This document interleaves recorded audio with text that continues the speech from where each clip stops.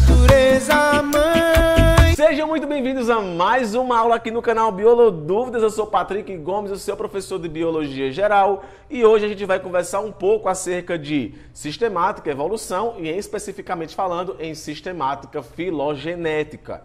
Uma aula ideal para quem está aí introduzindo o assunto de seres vivos ou também quem está estudando zoologia, para também entender aí aspectos evolutivos que envolvem cladograma. Então já vai deixando o teu like que é importantíssimo para o desenvolvimento do canal. E eu peço sim like, porque um monte de canal de entretenimento pede like. Então deixa teu like, porque gravar videoaulas aqui no YouTube é muito complicado, para o YouTube é muito complicado, uma vez que não tem tanto alcance. Então deixa teu like para que outras pessoas possam conhecer o meu canal. Beleza?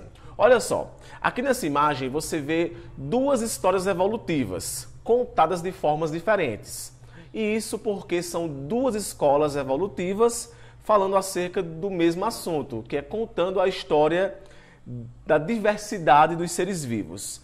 Então, do lado aqui direito, esquerdo no caso aqui, essa imagem aqui é uma imagem que representa a escola evolutiva, que classifica os organismos por categorias, e essa outra imagem aqui, que também é muito conhecida, é da escola filogenética, ao qual classifica os seres vivos utilizando cladogramas.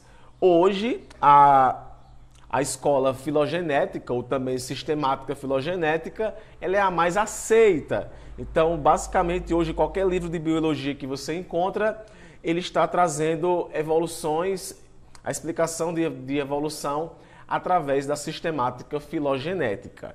Patricão, mas qual é a diferença de uma escola evolutiva para uma escola filogenética? Cara, eles convergem em diversos aspectos, mas a principal diferença entre eles é o que eu coloquei aqui. Diferem nos critérios para se definir os agrupamentos.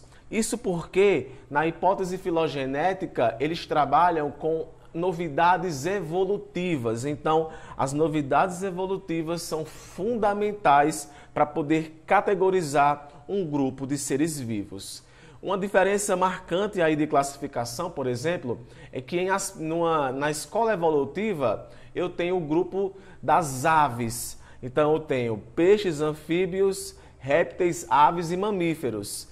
Na escola filogenética não vai existir um grupo específico de aves. Se for para existir um grupo, esse grupo vai ser junto com os répteis. Então aves e répteis, eles descendem do mesmo ancestral comum e possuem, inclusive, e o caminhão passando. Eita, que beleza, seu Zé! Minha gente, porque aqui é assim, meu estúdio, enquanto eu não conseguir colocar uma central de ar, vai ficar a porta aberta e vai ter esses barulhos. Então, para considerar, deixa teu like só por conta desse caminhão que passou. Então, na escola filogenética, vai ser marcante a questão de criar grupos que compartilham de mesmas características, que é o que não vai acontecer literalmente com a escola evolutiva. Então, a principal diferença é essa, e o exemplo que eu cito é esse do caso das aves, que se fosse para colocar em um grupo, o grupo das aves seria junto com o grupo dos répteis, como está representado aqui nesse cladograma, que eu vou explicar para vocês o que é o cladograma. Então, aqui eu coloquei que nessa imagem que eu acabei pegando e colocando na legenda, colocou que na hipótese filogenética, para explicar as relações de parentesco entre as espécies e as aves. A árvore evolutiva nos modelos de taxonomia evolutiva. Note, aqui vai estar dizendo, é posicionada como ancestral das aves modernas. Então, por essa razão é que na hipótese filogenética as aves vão estar fazendo parte do mesmo grupo dos répteis. Isso daí é um exemplo que é bem conhecido, mas se você procurar, você vai encontrar outros exemplos. Estou introduzindo esse assunto para você de cara perceber que há diferenças entre a escola evolutiva e a escola filogenética. E a filogenética é a que é da aula de hoje, que é o que é mais estudado hoje em dia, que é a que é mais aceita. Beleza. Mas para você entender a sistemática filogenética de classificação dos seres vivos, você deve entender que a diversidade de seres vivos é resultante de processos de cladogênese e anagênese. Se você já estudou evolução, quando você vai estudar o processo de especiação, você estuda o processo em que acontece uma separação geográfica, no caso que eu também posso chamar de alopátrica, mas também pode acontecer outros tipos de isolamento de seres vivos que não envolvem um isolamento geográfico, como por exemplo a simpátrica. E esse isolamento, essa separação, ela é fundamental para que os seres vivos sofram processos de anagênese, processos de modificação ao longo do tempo, de mutações, inclusive seleções naturais que acontecem em cada lugar que se encontram esses seres vivos. Eu estou falando assim, associando com a evolução, porque esse assunto também é explicado em evolução. Então aqui eu tenho uma população que há muito tempo atrás habitava o mesmo lugar, mas através de algum acontecimento que... Eu quero dizer para você o seguinte, que muitas vezes a gente fala assim, através de um acontecimento de separação geográfica, que no caso é um isolamento geográfico, nem sempre vai acontecer um isolamento geográfico para poder acontecer essa cladogênese. Pode acontecer separação, mas eles podem continuar vivendo na mesma região. Mas aqui nessa imagem eu coloquei que eles passaram a viver em ambientes diferentes. E em cada ambiente, vou colocar aqui em ambiente A e aqui em ambiente B. E nesses ambientes aconteceram diversas seleções naturais, aconteceram mutações e a produção, o surgimento de indivíduos totalmente diferentes do seu descendente. Então, a sistemática filogenética, ela leva muito em consideração esse aspecto. Então, o ponto de partida para se entender a história dos seres vivos é entender que, para a ocorrência da sua diversificação, aconteceu processos de cladogênese e anagênese. E para a sua literatura, para seus resumos, você pode anotar aí o seguinte, que a anagênese é o processo pelo qual um caráter surge ou se modifica numa população ao longo do tempo, sendo responsável pelas novidades evolutivas. Então, qualquer tipo de novidade evolutiva surgiu a partir da anagênese. Já o processo de cladogênese é um processo responsável pela ruptura da coesão inicial numa população, gerando uma ou mais populações que não se comunicam. Então, na cladogênese acontece a separação da população. Partindo desse pressuposto, é que nós começamos a estruturar uma história evolutiva dos seres vivos, utilizando o que nós chamamos de cladograma. O cladograma, eu escutei isso do professor do ensino médio e nunca esqueci. Ele conta a história evolutiva dos seres vivos. E às vezes o estudante, quando olha para isso, ele fica sem entender absolutamente nada. Mas vamos entender aqui. Olha só, aqui conta a história dessas espécies. Aqui podem ser espécies A, B, C ou D, ou podem ser populações A, B, C e D, beleza? A gente não pode se prender a isso não. Por isso que o nome desses indivíduos nós chamamos de terminações. Então temos aqui as terminações, temos aqui a raiz apresenta um provável grupo ou espécie ancestral, e temos os nós. O nó é uma população ancestral hipotética. Cada nó indica um evento cladogênico. Então, note que a partir de cada nó aconteceu um isolamento geográfico. Então, aqui eu tenho o primeiro nó, o segundo nó, o terceiro nó e o quarto nó. E note que em cada um desses nó existe um ancestral hipotético. Partindo disso, você já pode entender o seguinte, que C e D, por exemplo, eles compartilham de um ancestral exclusivo, só deles. Ah, Patrick, é mesmo. Já quando eu passo a analisar o cladograma por completo, vocês percebem que todo mundo aqui tem em comum a derivação desse mesmo ancestral comum lá atrás. Ele não é exclusivo apenas de B e de C. Ele é de todo mundo. Então, dá para você poder identificar isso olhando para um cladograma. E às vezes a gente fica, nossa, não sei o que, mas é muito simples, pessoal. Só você parar para analisar que é muito fácil. Então, aqui eu tenho um nó, esse nó aqui, esse indivíduo que se encontra aqui, ele é exclusivo de C e D. Logo, C e D vão ter um aspecto de semelhança muito maior. E aqui eu tenho o tempo que está acontecendo os processos de anagênese. Beleza, então aqui eu tenho X, A, B, C e D. Os ramos são as linhas do cladograma e conduzem a um ou mais grupos terminais. Os grupos de seres vivos compõem os terminais dos cladogramas. Então, assim, é muito fácil de ser entendido. Logo, C e D surgiram por último, se fosse para você analisar nesse tipo de aspecto. Beleza? Outra coisa interessante é com relação a características que os indivíduos possuem. Porque eu posso possuir uma característica que um macaco, por exemplo, possui. E essa característica que eu, o macaco, possuímos, o nosso ancestral também possui. Então, quando nós temos essa característica que é mantida desde o ancestral, ela é uma condição primitiva, nós chamamos isso de plesimorfia. Plesimorfia, portanto, é uma característica primitiva. Se você olhar para cá, para esse cladograma aqui, você percebe que o ancestral comum, ele possuía essa cor aqui amarela. Então, A, B e H, eles mantiveram essa característica mesmo depois de processo de cladogênese e anagênese. Quando mantém-se essa característica primitiva, eu chamo isso de plesimorfia. Agora, essa característica ela pode ser mudada, ela pode ser derivada. Então, note que G, F, D e C já não possuem essa característica primitiva. Então, aí eu tenho uma apomorfia. E E também vai ter uma característica que foi derivada do azul. Então, já vai ser uma derivação. E toda característica derivada é uma apomorfia. Então, não esqueça disso, que a apomorfia é uma característica derivada, ou características derivadas, e plesimorfias são características primitivas que você herdou do seu ancestral. Então, fica assim muito mais fácil de você entender, a partir de agora, um cladograma. Estou tentando ser bem objetivo com vocês, porque eu sei que vocês não têm tempo.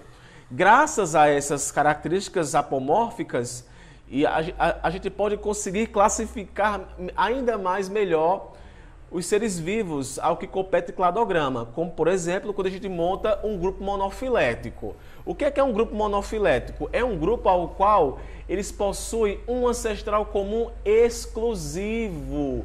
Olha só, essa espécie, eles possuem esse grupo ancestral aqui exclusivo só deles. Então, quando isso acontece, é monofilético. Que monofilético é o que é mais cobrado em avaliações de qualquer circunstância. Então, os grupos são formados apenas por organismos que compartilham da mesma condição derivada. Então, eles possuem, inclusive, características semelhantes, de um ou mais caracteres e que descendem de um ancestral comum exclusivo. Então, eles possuem características apomórficas exclusivas e descendem desse ancestral comum. Já no parafilético, irão existir grupos que não vão estar incluídos à característica do ancestral comum. E no grupo polifilético, do mesmo jeito, vão ter vários grupos que não vão estar incluídos a partir do ancestral comum. Então, eu vou ter o grupo parafilético e o grupo polifilético. Mas, em essência, é isso. São grupos que possuem características ou não do seu ancestral comum.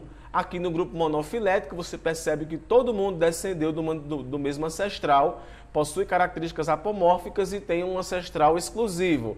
Aqui, vão ter grupos no cladograma que talvez não possuam características do ancestral primitivo. E aqui no polifilético você vai perceber que existirão grupos que não vão incluir todos os descendentes do ancestral primitivo. Então, essa nomenclatura também é importante para você poder também entender como está organizado o cladograma. Beleza? Eu também tenho os grupos irmãos. Grupos irmãos são grupos que possuem um ancestral comum exclusivo. Então, C e D são grupos irmãos. É um grupo irmão, ou melhor, porque eles descendem do mesmo ancestral comum. E outra coisa, é exclusivo deles. Por ser exclusivo deles, eu chamo isso, por exemplo, de grupo irmão. Agora, olha que interessante. C e D é um grupo irmão de B, porque eles possuem também um ancestral exclusivo deles. Então, B, eu posso dizer que C mais D é grupo irmão de B. Como também posso dizer que B, C e D é grupo irmão de A, porque vão possuir também o mesmo ancestral comum exclusivo. Perceba a quantidade de interpretações que pode ser feita a partir de um cladograma. E o foco da aula é justamente esse, te dar subsídios de entender melhor um cladograma. Aqui é uma outra representação de cladograma, que ele pode ser vertido e também através de chave, e também vai estar contando a mesma história. Agora, quando eu quero montar, por exemplo, um cladograma, para se entender melhor como é que se organiza esse lance de características derivadas e de características primitivas. Então, olha aqui, eu tenho aqui o grupo X, eu tenho aqui 5 características, eu tenho aqui o grupo X, que possui só características brancas, e como você pode perceber, os grupos que vieram depois de X, alguns mantiveram essa característica, outros não. Os que mantiveram essa característica em si é o que nós chamamos de plesimorfia. Os que não mantiveram essa característica, sofreram modificações, tiveram apomorfia. Então aqui no grupo A, você percebe que não é mais branco, é vermelho. Então o que aconteceu aqui? Apomorfia para essa característica. Para as demais, não. Se você olhar aqui no B, o B também sofreu apomorfia aqui, no caractere 1. O caractere 2 também sofreu apomorfia, mas o caractere 3 não, permaneceu branco, ou seja, ficou em... esse nome é horrível de sair na minha boca. Meu Deus do céu. Plesimorfia, plesimorfia, plesimorfia. Então, o 3 tem também aqui essa característica plesiomórfica. E assim sucessivamente. Se você olhar aqui para o C, C só vai possuir uma característica plesiomórfica, o resto é tudo apomórfica, e D vão possuir apenas características apomórficas. E a partir disso daí, a gente consegue montar um cladograma a partir do princípio da parcimônia, aonde diz que marca o menor número possível de passos no cladograma. Características que ocorrem em um número maior de organismos são as primeiras a serem colocadas no cladograma a partir da raiz, e assim sucessivamente. O princípio da parcimônica sugere que uma determinada caractere derivada deve ter surgido uma única vez na evolução, por isso deve ser apontada no cladograma uma única vez. Então é a partir disso que ocorreu, que consegue-se montar um cladograma. Eu podia muito bem montar um cladograma a partir disso daqui, colocando que o caractere vermelho surgiu em A, tem em B, tem em C e tem em D. O caractere verde surgiu em B, em C e em D. O caractere C só tem em C e em D. E o caractere rosa e essa cor acinzentada só vai possuir em D. Então, a partir disso, vai ser possível montar um cladograma. Então, gente, esse assunto é muito simples, porque ele envolve apenas uma questão introdutória de você poder entender esse assunto dentro de questões, essa temática dentro de questões e também dentro de contextos de genética e contextos de evolução. Então, essa era basicamente a mensagem que eu queria passar para vocês. Eu espero muito que eu tenha contribuído de alguma forma, ter te ajudado. Então, para você também me ajudar, deixa teu like, que isso ajuda muito o canal a crescer. Eu fico por aqui, um forte abraço e até o próximo vídeo. Valeu!